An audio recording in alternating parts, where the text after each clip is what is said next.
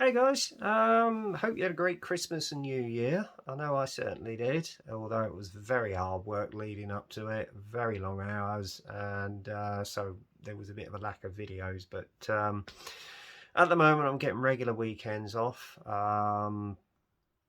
so you'll probably get a lot more inbox reviews, which is good. And if you remember, my last inbox review of 2021 was the old venerable 747-100. Which I'm going to do as my first major project after the Wessex as a tribute to Flight 103, which was lost over Lockerbie in December 1988. So there you go. Following on from that, though, I do have another Queen of the Skies to start the year off with. It's one that we all know and we all love, and it's one that recently and sadly, because of the pandemic, a lot of the airlines decided to retire them for the more fuel efficient twin engine jobs.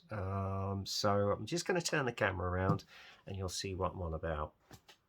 I'll just move the camera down, and there she is. This is the Revell 747-400, specifically Ed Force One. Now, this particular aircraft was bought by Air France in 2003 and sold for and was just used successfully with Air France for over a decade, and finally retired and put into storage in December 2015.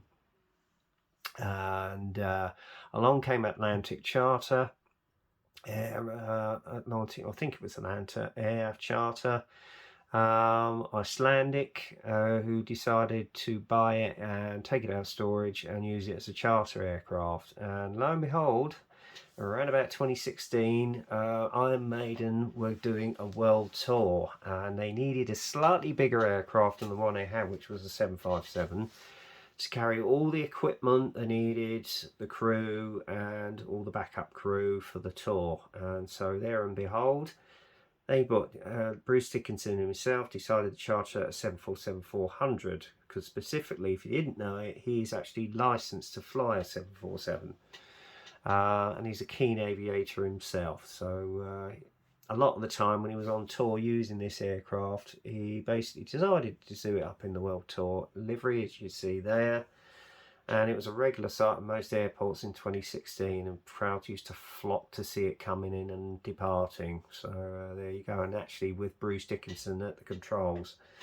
The 747-400 itself was a follow-on to the less successful 747-300, which initially had the slightly wider, longer upper deck, which you can see on the 400 there. But and that was announced around about the 1984 Farnborough Air Show, and slightly uprated engines from the 200 series and 100 series that preceded it.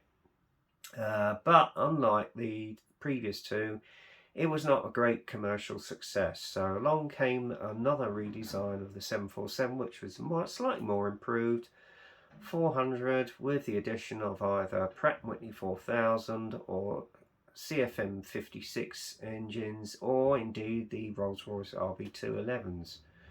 And obviously it had the winglets at either wing sides, as you can see there, to give it more lift and make it more fuel efficient. And this particular version was a great success with all the major airlines who bought them up, including British Airways themselves. And I think the first one flew into Heathrow around about 1988 or 89, and it did very well for the best part of 25 years, and wasn't due to be retired until 2024, believe it or not. But along came the pandemic. It had a major effect on most of the airlines, and obviously they had to cut back on their fleets, and unfortunately the major victim of that was the 747-400 passenger aircraft. So a lot of the airlines basically decided to go for the more fuel-efficient twin-engined aircraft, such as the 777-300ER, the 787-900 and 1000, and also the new Airbus A350 to precede it. So it cut down on their costs, and sadly BA decided to start retiring a lot of their fleet at the latter part of 2020, and the last one left the airline I think around about March 2021. In fact, I remember that day, and I think a lot of you do, because there was a live broadcast of the last two flying out on a very wet morning. Both one in a traditional Trafalgar BA scheme, and also one of the retro jets in the old BA Niga scheme. And I'm sure we all remember that very sad day. So there you go. And a lot of the BA fleet has now been scrapped for spares, and I think the last one was being scrapped around about now. Yeah, if anybody remembers, a lot of the videos of seeing people driving past with that lineup of engineless 747s, it was a very sad sight indeed. So yeah, the Queen of the Skies was no more.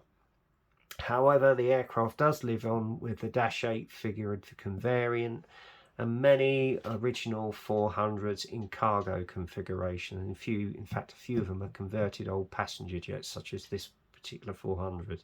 So you can still see a few of them around the world today. So there you go. And I think, believe it or not, Boeing have just recently taken another order of a few from more cargo lines, and then after that there'll be no more of the production line. So sadly, the era of the 747 is drawing to a close. However, Lufthansa are basically taking a lot of their aircraft out of storage, and because the passenger market has lifted up again, they're tending to take them out and use them on medium routes. And the Dash 8s, I think, are being used on their long haul routes again. So there you go. But as I say, she was an iconic aircraft of her time, changed the industry of world travel, and I don't think she'll ever be forgotten. And every time anybody sees one, she's just like a graceful swan in the skies and on the ground. So anyway, there you go. Anyway, I'm going to stop waffling now. We're going to get on with the inbox review of the kit itself. This kit is no longer in production. The only way you're going to source it, I would suggest, is on eBay. And they don't come cheap. I must admit, I did sort of push the boat out on this one, because a lot of these aircraft, I think, are, well, a 400 is very rare to get hold of now. And basically, the only one that's in production now is the Dash 8 in the cargo configuration, and also the passenger configuration. So there you go.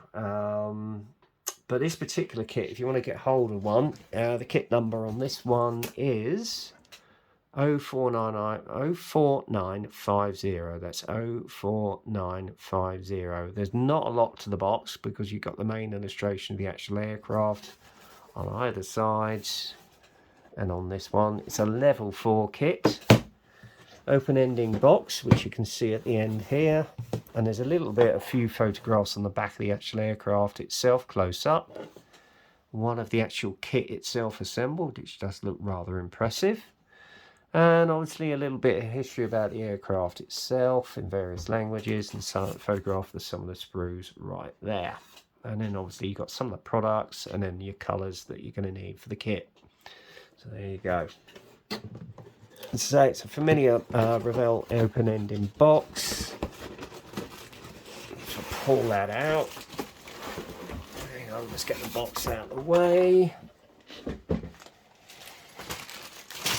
You've got the more modern sort of familiar pamphlet leaflet there of your instruction sheet with the assembled kit, which again, as I say, looks quite impressive. One big bag of sprues, as you can see there, just like the 100 which I reviewed, and obviously you've got your decals for Ed Force 1. So there you go. Right, what we'll do, we'll just run through the instruction sheet. There we go. There we are. Right, you've got your familiar little sort of guide, some how to build it, and the build process, etc. You've got your various symbols which you're going to need to sort of interpret as you're going through the assembly of the kit itself. And then on the next page, you've got your colour call-outs of all the colours you're going to need, how to mix them, which is normal, the Revell standard. And then a map of the sprues themselves on the sprue trees. Okay, and obviously if you haven't got any more parts, normally they would have an aftercare service, which normally with Revell is pretty damn good, I have to say. And then obviously it's indicating where you've got some passenger windows up with a drill, etc. And then the first phase of the assembly is, believe it or not, the news. Get my teeth back in. I'm doing well today. Nose gear bay and assembly of the undercarriage there. Okay, and then obviously that goes into the nose of the aircraft. And don't forget to put your weight in, otherwise you'll have a tail sitter on your hands. And then you put the two fuselage halves together. And then it's the assembly of the wings and obviously the tail elevators there you can see in the tail planes. They then button onto the fuselage, and then obviously you put the winglets on the end of the actual wings, which is a familiar feature of the 400. And then it's the assembly of either Pratt & Whitney, CFM56 or Rolls-Royce RB211 engines. You can make your own mind up on that one, with the colour call-outs on it. And then obviously you've got the outer engine casings along with your compressor blades assembled, and then put the inner case in, and there you have your engines. Okay, once they're done, they bolt onto the wings, as you can see there, and then it's the assembly of the two central main units of the undercarriage bay and the undercarriage themselves. And then obviously the tyres go on, some more sub-assemblies there, then you've got the main tyres going on. And then obviously it fits to the belly of the aircraft, and again you can either have it in flight mode or with the undercarriage bay down. I personally can have the undercarriage bay down, and then the outer rigs for the undercarriage there on the central column either side, which are assembled.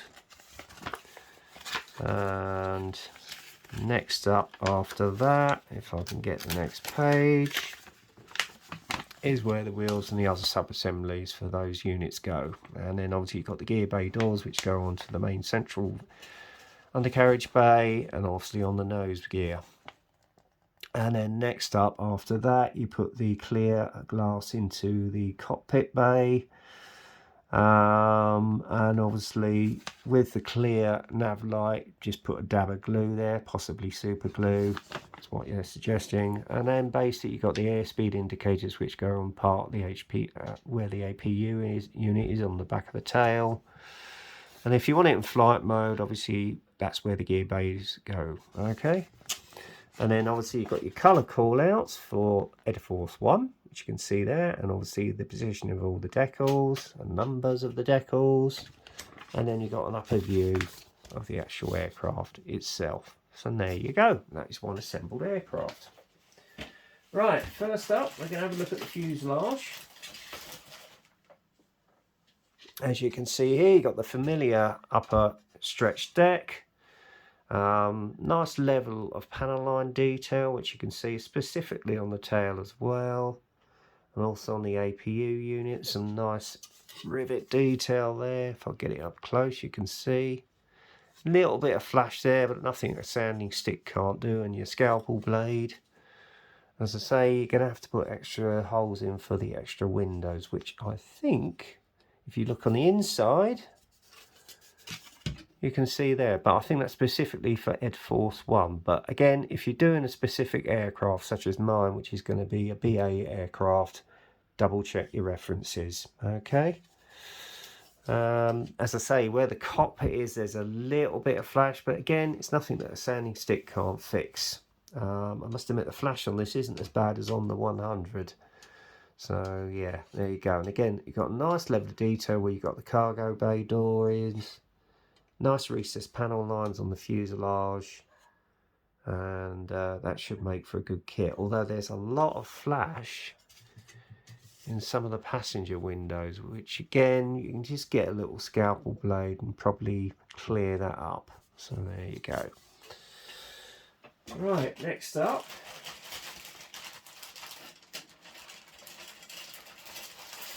is the upper and lower wing surfaces. I'll just bring out one sprue for this. And again, you've got some really nice panel line detail there for the upper wing and the lower wing, and some nice detail in the actual gear bay, undercarriage bay there itself. I mean, if you want to add a little bit of detail with maybe a little bit of wiring, then fair enough. So yeah, I've actually got some etched brass sets, so that might even give it added detail. But again, there's a lovely, lovely panel line detail there, especially on the elevators as well, and air brakes. Unfortunately, there's a major part flash there. Again, the same as the old 100s. So, but it is what it is, guys. It's nothing that can't be cured with a sanding stick. So there you go.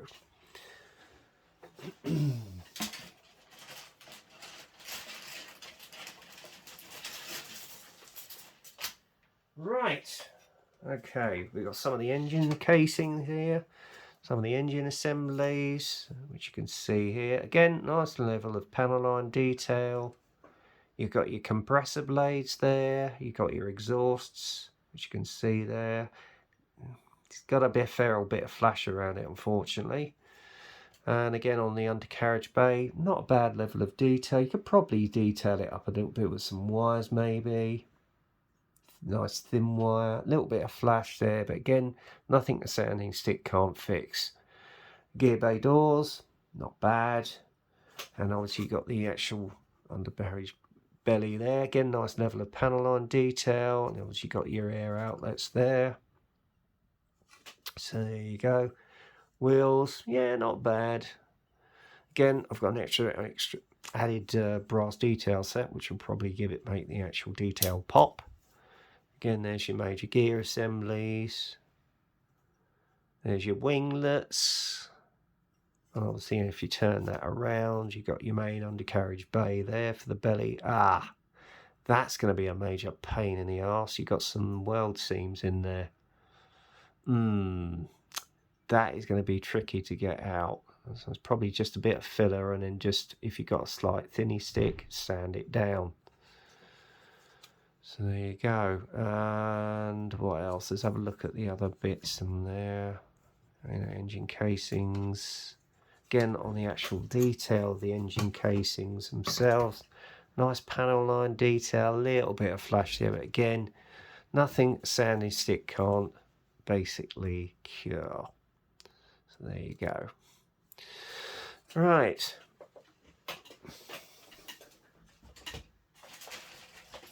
What else have we got? Oh yeah, here we go. And then we got the tail planes. Again, nice level of panel line detail, fairly crisp and clear. There's not hardly any, if any, flash in there. A little bit of flash there, but again, with the sanding stick, you can cure it, not a problem. But yeah, very nice indeed. Okay. Next up, clear parts.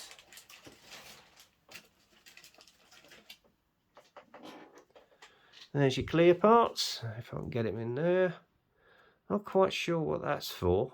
I'll have to look into that. But then you've got your main. Hang on. Oh, I've just noticed something. We have a missing clear piece for the canopy. Ah, that's not good. That is not good. So, that's made things a bit interesting. I've just noticed that the actual clear canopy is missing in this kit. So we have a bit of an issue here. So I think what I'm going to do is I'm going to have to get onto Revell and order a spare part. So we shall see what they can do. Ah, that's going to be a major bugbear. Okay. Now that really has put a bloody spanner in the works. Bought the kit, and now we got a missing canopy. Right, okay. Yes. That might be a... If I can get hold of... that's going to make things rather interesting. We haven't got any clear parts on this kit. Oh dear. Oh dear, oh dear, oh dear. Right. Well, yeah, that is really put a major spanner in the works. So I'm going to see if I can try and source an aftermarket canopy for the 747. So if there's anybody out there who's got a spare one, drop me a line in the comments column, and yeah, that'd be a great help if you got a spare one, and then post it to us. Yeah, that's going to put a spanner in the works, but there you go. I might see if I can source anything off aftermarket, but there you go. I didn't expect that, but there you go. These things happen, guys. Anyway, what I did do, actually, whilst I was on eBay, I did see if there was any sort of detail upsets, and lo and behold, a company called Metallic Decals does do them for a lot of the 1/144 Zvezda, as well as revell kit, airliner kits, and this one is, I think, basically designed for the Zvezda one. Yeah, it was a pain in the arse. I didn't think that was going to happen, but anyway. And as you can see there, you've got a lot of detail. You've got compressor blades, you've got outer compressor blades, inner workings of the undercarriage, bays, as you can see there, wires, etc. So that is going to be a big help, and even parts for the undercarriage units themselves. So yeah, that's going to be a major help for this, although with the missing canopy, that's going to be a main bugbear. I might just have to basically put a bit of plastic card on there, fill it, and then just put a decal over it. That's probably going to be my best bet, to be honest with you. So yeah, I'll be using that basically to detail it a bit more. In fact, I'm going to get a few of these sets for most of the airlines I've got in my stash. But yeah, this one cost me about, I think, about £19 at the time. I bought this over a year ago. So, along with the kit. So yeah, that's really going to help sort of make the kit pop. And obviously the last thing to show you in this kit that comes with the kit is the Deckle Set for the Air Force One. So there you have it. Nice decals, very significant, unique colour scheme. I mean, obviously you got the band members on there and some of the crew and the backing crew. This is the Book of Souls World Tour for Iron Maiden, and obviously you've got all the markings for the actual passenger doors and the actual window frames, etc. And I should imagine they bed down beautifully, actually. So there you go. And then obviously you've got the outer frame for the canopy, which we don't have in the kit, unfortunately. So I'll either scurry around and see if it's in the box. If it isn't, I'll just have to look online and see if I can get something aftermarket. So it's going to make things interesting. And just to finish off the review, I've actually got some aftermarket decals from a company called V1 Decals, which is based in Canada. And yeah, I'm going to be doing it. If I take the leaflet out, I'll just take it out of its holder, as this particular aircraft, Bravo Yankee Golf Echo. Unfortunately, I think it was one of the aircraft that sadly was scrapped at Kemble. Yeah,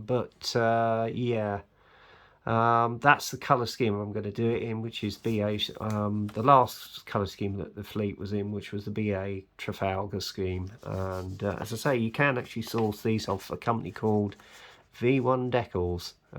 They do quite a range of decals in 1/72, 1/100th, obviously 1/144th, 1/200th and 1/400th. So there you go. And the actual, let's have a look at the decals themselves. They do look quite beautifully printed, and as you can see there, if I get a bit of sprue, I could probably use that just to cover the canopy. Because to be honest with you, if it was glass, you wouldn't see anything anyway, because there's nothing in the interior. So I think what I might do is just put a bit of sprue over it, maybe put some filler in there, and then just go over a decal sheet with that, and you wouldn't know the difference. But they look really lovely, and I should imagine they bed down beautifully. But the only thing is, you have got no guide that comes with it. So what I might have to do is just source any sort of plan views online and print them off. So yeah, you've got the familiar emblem there.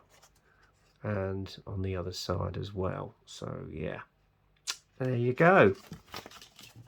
That's basically what's going to happen with this kit when I get around to building it. But yeah, that the thing there with the missing canopy, oh, that's not good.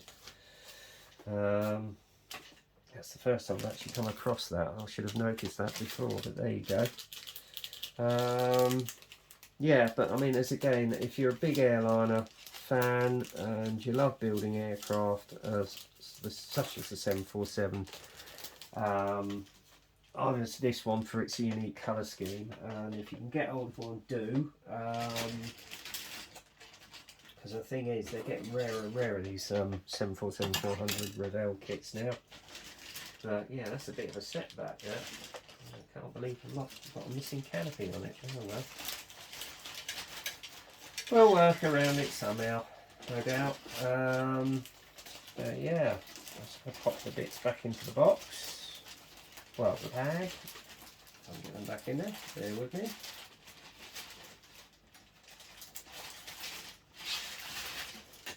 And I might hunt around, see if I can find it. If not, then I'm going to have to sort something Aftermarket. Or if anybody's got a spare canopy to fit this, drop me a line and let me know. I would really appreciate it in the comments column. So I'm just going to box it up again. Also got the extra detail sets in there as well. That's a bit of a setback there. Yeah. Let's have a look. Pop it back in the bag. I'm just getting it back in there, guys. Let me have a little look, see if there's any floating around in the box. Nope, there isn't. It's missing. That's a pain in the backside. Never mind, these things happen. Right, let's get it back in. Along with the instructions and the extras.